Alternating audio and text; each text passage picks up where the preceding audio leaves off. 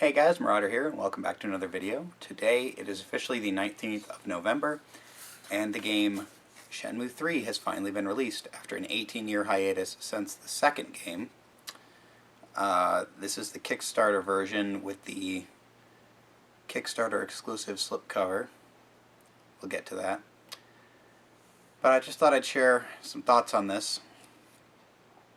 And as you can see, it's still in its box. I have opened it to verify the contents. The game is in there with the slipcover. I have not opened the game, and I fear I probably never will. It's a long story. So basically, 4 years ago, when they announced the Kickstarter, I couldn't be more excited. Shenmue 1 and 2 are some of my favorite games. I've played through them multiple times.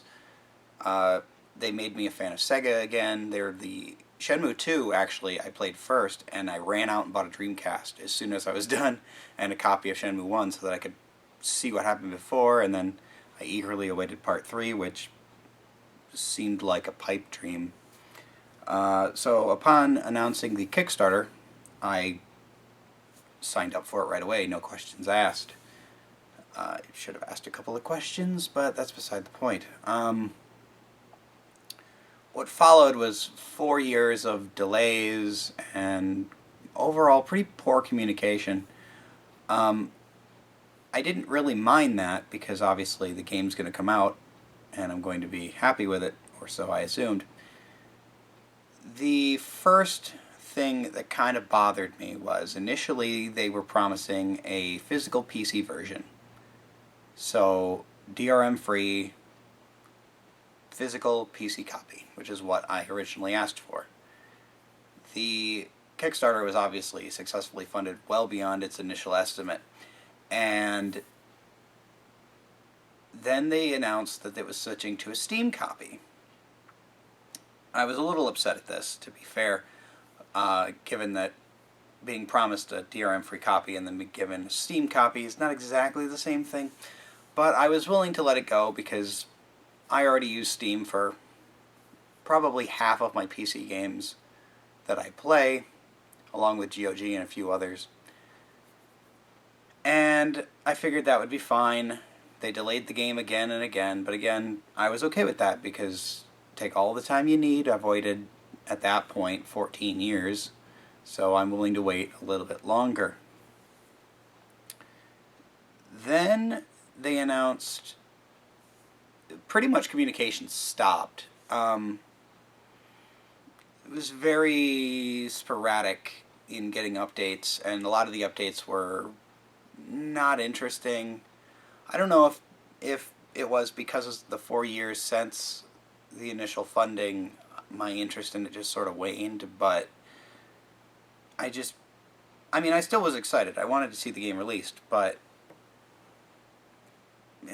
I wasn't as excited. Then I believe it was sometime in August, the game was delayed again, and it was announced that the game would be moved from Steam to the Epic Games Store, which I have my own personal issues with the Epic Games Store, and I'm not exactly sure how everyone else feels about it, but personally, to me, being promised a physical PC copy and then being switched and forced into Epic Games Store is not acceptable at all to me. The Epic Games Store physical copy contains no game data whatsoever, so the disc is pointless, which essentially to me makes that particular tier on the Kickstarter campaign a complete and utter fraud and lie. Obviously I was upset. I wrote Fangamer, I wrote Deep Silver, I wrote pretty much anybody involved with it asking, like, why can't you just give me the Steam copy you promised? Or better yet, the initial DRM free copy that was promised, but obviously we're too far away from that at this point. And they announced that they would be working on... Well, first they announced there was nothing they could do. It is what it is, and I'm screwed, basically. which I wasn't too happy with. In a panic, I got back onto my Kickstarter's fan gamer survey and switched to the PS4 version. Because I figure if I can't get a refund, I might as well get something out of this whole debacle. Come to find out, down the line, that Epic Games announced they were going to pay all the refunds, which I thought was fantastic. I want no part of this, so getting a refund sounded great. So I waited for the refunds. Refund popped up. I could not select a refund because, according to what I was told, in my panic to switch to the PS4 version, I had negated my ability to get a refund. This was resolved through contacting Fangamer, but again, this took a couple more days, and honestly, it pissed me off.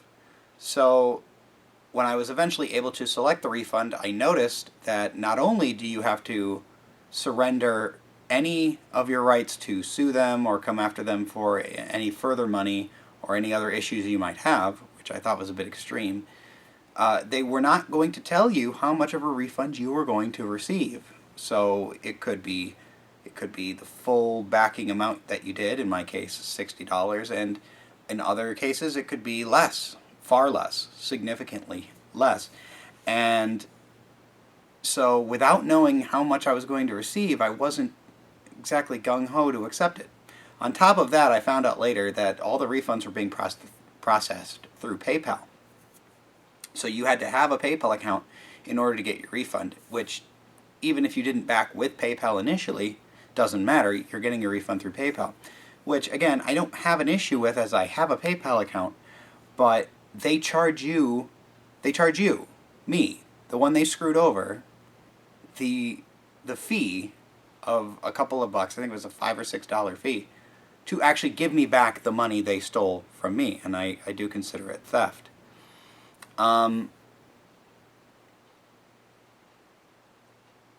So I stuck with my PS4 copy, and I thought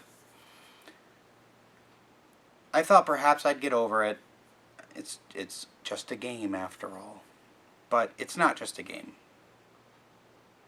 I mean, yes, the product at the end of the day, this is just a game.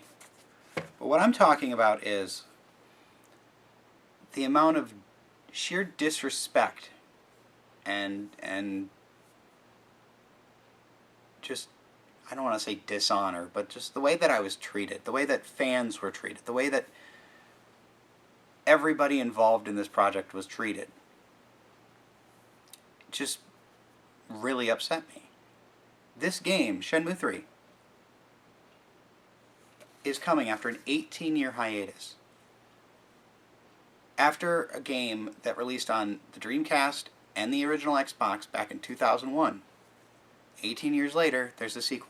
Why do you think that is? Why do you think this game exists?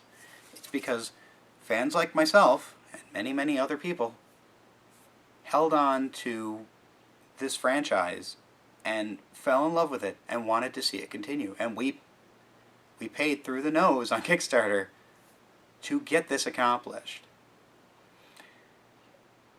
I don't know who really to blame for this. I want to say first off that I don't have any ill will towards Epic Games. Not as a platform. If they want to go off and do their own game store and have their own games on it, that's fine. Electronic Arts does the same thing with Origin. Ubisoft has Uplay. Project Red has GOG. I don't have any concerns with that. That's not my problem. My problem is they go out and they steal these games away from their original publishers, away from their original platforms, and then force the fans to just suck it up. I don't have an Epic Game Store account. I will never have an Epic Game Store account. I don't approve of their business practices. I don't approve of what they do. I don't care for games with microtransactions such as Fortnite, and I have my concerns with their platform. So I, as a consumer, choose not to use it. But my choice was stolen from me, and I was going to be forced to use a platform that I did not agree to receive a copy of a game that I did not agree to. What really hurts is Usenet, Yu Suzuki's company, this is their first game. This is their first foray into making a game as a company, and I feel like you only have one shot to make a good first impression. And this is how they do it. Now, whether it's their fault, Deep Silver, I honestly put more blame on Deep Silver's side, but that's beside the point. It still really sullies the whole experience. Now, I was holding on to the hope that it would eventually release on Steam. There is a 1-year gap between the Epic Game Store release and this one. The proper Steam release that I was promised some 4 years ago. And my issue is that you could agree to get a Steam code, but you were not guaranteed it because they were in talks with Valve, and Valve wasn't going to approve keys for a game that supposedly they don't have on their platform. And what makes it even worse is, because Epic Games Launcher is so infantile in its development, there are no forums, there are no reviews, there is nothing there to communicate with other people, other fans of any said game. So what do people do? They fled to the Steam forums. Why? Because the Steam forums are robust, and they're there, and they're readily available.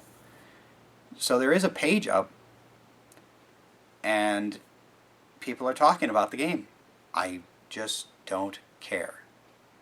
They promised Steam keys after this whole debacle, only to then turn around and say, well, we can't guarantee Steam keys. So if you select that you want one, you may not get one. We don't know. This entire campaign, from beginning to end, was nothing but a gigantic joke.